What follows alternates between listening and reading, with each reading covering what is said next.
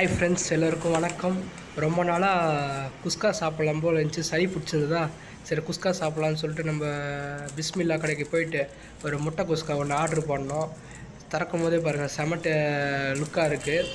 அப்படியே கொஞ்சம் ஆனியன் பச்சடியை போட்டு சாப்பிட்லான்னு சொல்லிவிட்டு ஆனியன் பச்சடி போட்டோம். நல்ல வாசனை வருது.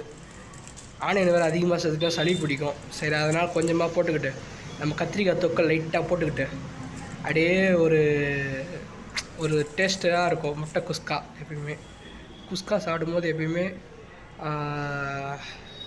ருசித்து சாப்பிட்ணும். அப்போ தான் அந்த சுவை நாக்கில் இருக்கும். அப்படியே கொஞ்சம் முட்டையை உடச்சி கொஞ்சம் ரைத்தாவும் கொஞ்சம் குஸ்காவும் கொஞ்சம் ஆனியனும் வச்சு அப்படி சாப்பிடும்போது கண்ணை மூடனா அப்படியே சொர்க்கத்துக்கு போகிற மாதிரியே இருக்கும்.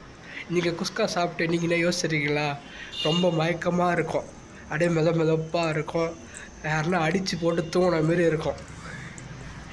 குஸ்கா சாப்பிடும்போது செம கிக்காக இருக்கும். பிரியாணி விட குஸ்கா தான் செம டேஸ்ட்டாக இருக்கும். அப்படியே அந்த யார் ஒரு சின்ன பீஸ் கிடைக்காதுன்னு சொல்லிட்டு ஒரு ஏக்கம் வரும் பாருங்க, சூப்பராக இருக்கும்.